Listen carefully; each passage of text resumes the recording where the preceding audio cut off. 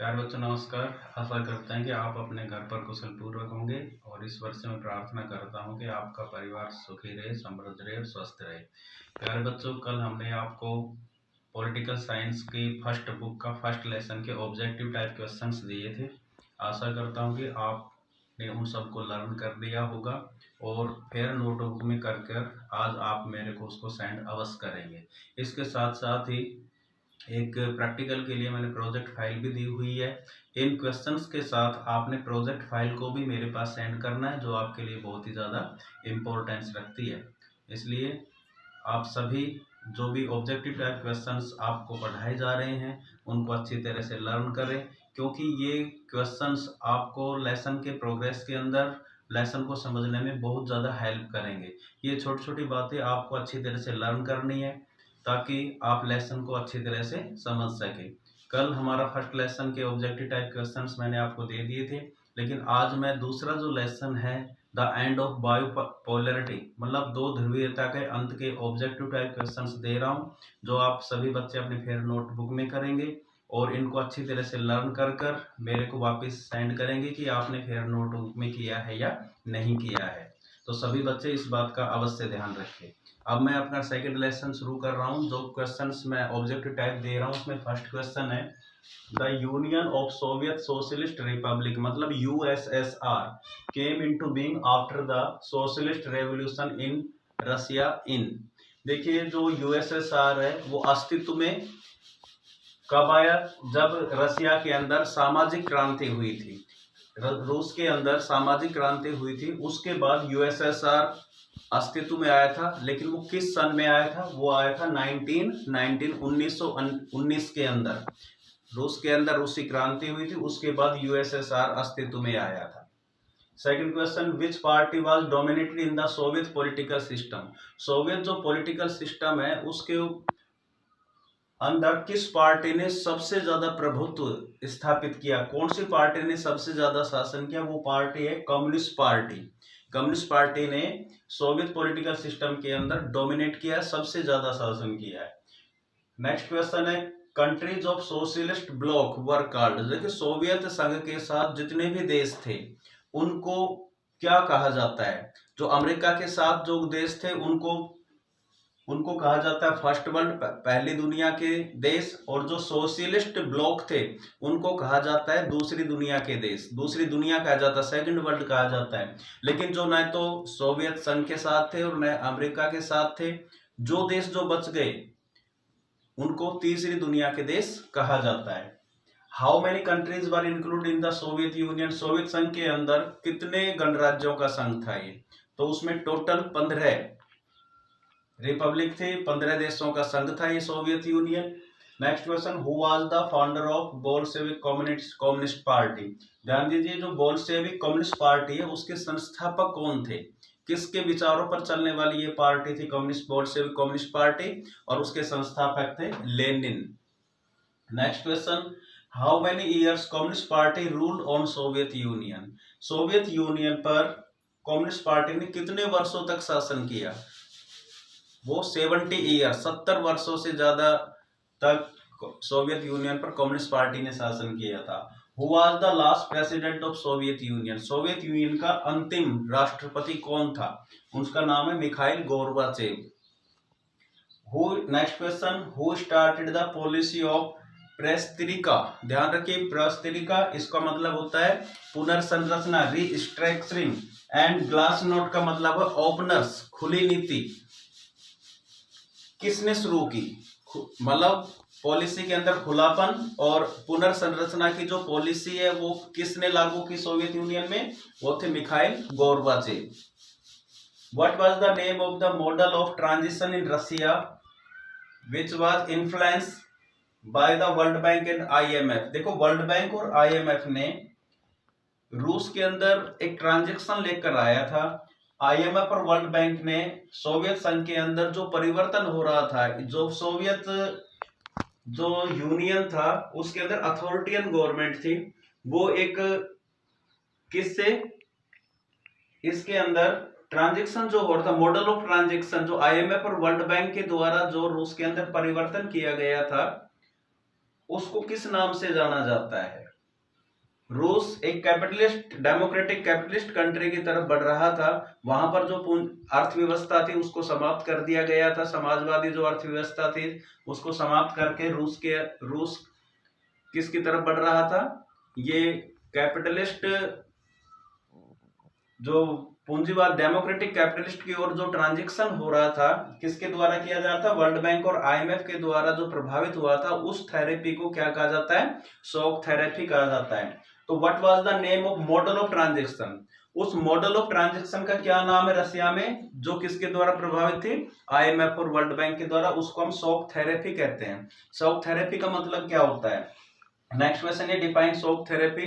Shock therapy का मतलब क्या होता है? आघात पहुंचाकर इलाज करना। इसका मतलब क्या था? शॉक थेरेपी के अंदर क्या हुआ था कि जो सोवियत संघ का विघटन हो गया था, सोवियत संघ के विघटन के बाद वो जितने भी ज्यादातर जो देश थे वो डेमोक्रेटिक कैपिटलिस्ट की ओर बढ़ रहे थे, उस सिस्टम को अपना रहे थे। और ये इसके अंदर जो मेन काम कौन कर रहा था? आईएमएफ और वर्ल्ड बैंक कर रहा था। उन देशों को बहुत ज्यादा आर्थिक सहायता दी गई ताकि वो डेमोक्रेटिक कैपिटलिस्ट की जो पॉलिसी है उसको अपना ले। लोकतांत्रिक जो पूंजीवाद है उसकी तरफ वो बढ़ रहे थे।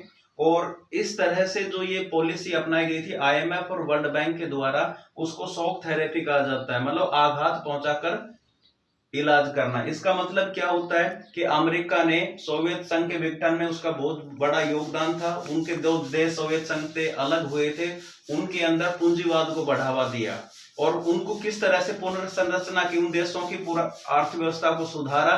इसी को हम शॉक थेरेपी के नाम से जानते हैं। नेक्स्ट क्वेश्चन है कि what are the things required to shift towards the capitalist economy?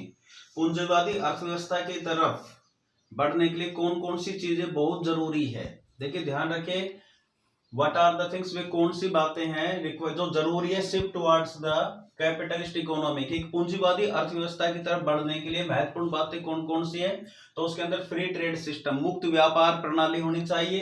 Currency convertibility, आपसी देशों के अंदर मुद्राओं का कन्वर्टिबिलिटी परिवर्तनशीलता होनी चाहिए। एंड फॉरेन डायरेक्ट इन्वेस्टमेंट, और प्रत्यक्ष विदेश से निवेश होना चाहिए। तो ये जब तक ये तीन बातें नहीं होगी तब तक कैपिटलिस्ट इकोनॉमी की तरफ परिवर्तन नहीं होगा। नेक्स्ट क्वेश्चन है in which year shock therapy was administered? आपको ये बताना है कि शॉक थेरेपी को कब लागू किया गया। तो शॉक थेरेपी को लागू किया गया था इन 1990 के अंदर शॉक थेरेपी को लागू किया गया था। जो पहले हम बता चुके हैं शॉक थेरेपी क्या होती है। इसके अंदर जो अथॉरिटियन रशियन गवर्नमेंट थी वो परिवर्तन हुई किसकी तरफ? कैपिटलिस्ट डेमोक्रेटिक कैपिटलिस्ट की तरफ। इसके अंदर वो उसके अंदर मेन रोल प्ले किया आईएमएफ और वर्ल्ड बैंक ने। तो शॉक थेरेपी होती है आघात करके इलाज करना या चोट कर उसका इलाज करना, शॉक थेरेपी कहलाती है। Name the two republic where violent secessionist movement took place. दो गणराज्यों के नाम बताने जहां पर हिंसात्मक अलगाववादी आंदोलन शुरू हुए। रूस के रूसी गणराज्य के अंदर दो गणराज्य ऐसे बताने जहां सबसे पहले हिंसात्मक अलगाववादी आंदोलन शुरू हुए। तो दो गणराज्य थे, चेचन्या और दागिस्तान। चेचन्या और दागिस्तान के अंदर सबसे पहले हिंसात्मक अलगाववादी आंदोलन शुरू हुए थे। एंड नेक्स्ट क्वेश्चन है in which year Russian parliament declare its independence from Soviet union?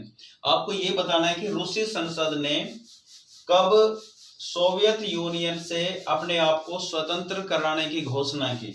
In which year Russian parliament declare its independency from Soviet union? रूसी संसद ने सोवियत यूनियन से अपने आप को स्वतंत्र करने की घोषणा कब की? वो की थी जून 1990 में, जून 1990 के अंदर। Next question name the first Soviet Republic which declare its independency. Soviet गणराज्य का वो पहला गणराज्य कौन सा जिसने सबसे पहले अपनी स्वतंत्रता की घोषणा की? सोवियत यूनियन का पहला गणराज्य कौन सा जिसने सबसे पहले अपनी स्वतंत्रता की घोषणा की? वो था लिथुनिया। अब आगे हम आपको इसमें बताएंगे, कुछ फिल इन द ब्लैंक्स के क्वेश्चन है और कुछ मैचअप के क्वेश्चन है, उनको मेल करना है और एक स्थानों को भरना, वो क्वेश्चन और बताएंगे। अब हम आपको बता रहे हैं फिल इन द ब्लैंक्स, कुछ ऐसे क्वेश्चन है जिसको आपने स्थानों में भरने हैं। जैसे क्वेश्चन है Soviet political system were based on which ideology? Soviet जो राजनीतिक प्रणाली है वो कौन सी आइडियोलॉजी पर आधारित थी, उसकी विचारधारा किस पर आधारित थी? तो इसमें आपने बताना है ये जो विचारधारा थी Soviet political system were based on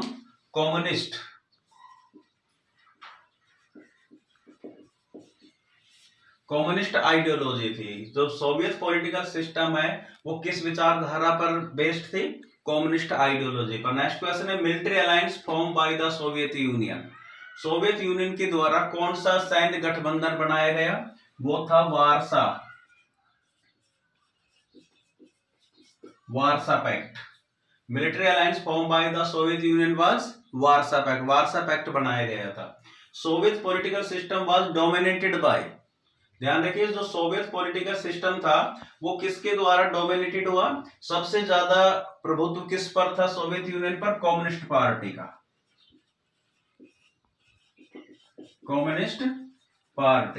communist party ने सबसे ज्यादा शासन किया था सोवियत यूनियन में। In 1985 dash so to reform the system in Soviet Union. इसमें आपने देखे किसने 1985 के अंदर सोवियत यूनियन के अंदर सुधार की प्रणाली लागू की? कौन थे वो? सोवियत यूनियन के प्रेसिडेंट थे मिखाइल गोर्बाचोव। कौन थे? Mikhail Gorbachev. तो in 1985 Mikhail Gorbachev sought to reform the system in Soviet Union. Next question है dash was the symbol of the end of the cold war.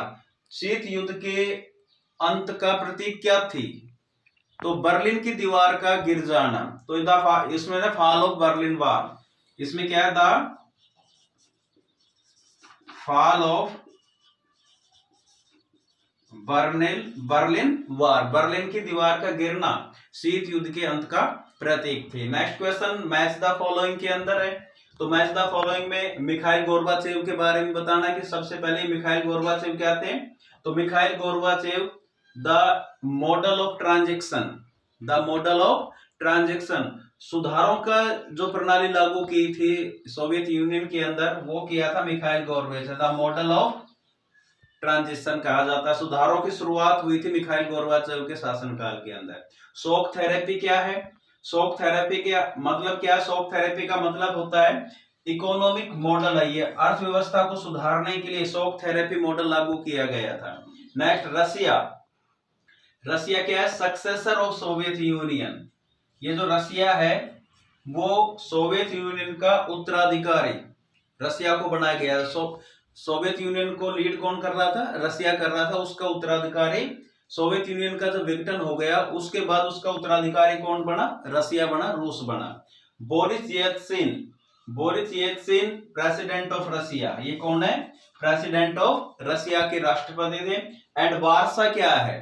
Warsaw military alliance. देखो Soviet union के द्वारा बनाया गया एक military alliance क्या था? उसको हम वार्सा पैक्ट के नाम से जानते हैं। तो जो 1955 में बनाया गया था। उसी तरह से अमेरिका के द्वारा जो मिलिट्री अलायंस बनाया गया था उसका नाम नाटो था, नॉर्थ अटलांटिक ट्रीटी ऑर्गेनाइजेशन, जो 1949 में बनाया गया था। तो ये जो सेकंड लेसन आपका एंड ऑफ बायोपोलरिटी, दो ध्रुवीयता के अंत के ये ऑब्जेक्टिव टाइप क्वेश्चंस है। इन सबको आपने लर्न करना है और अपने फेयर नोटबुक में करना है और फेयर नोटबुक में कर उसको वापस मेरे पास सेंड करना है। इसी से रिलेटेड क्वेश्चन, यही क्वेश्चंस मैं आपको दे रहा हूं। Thank you.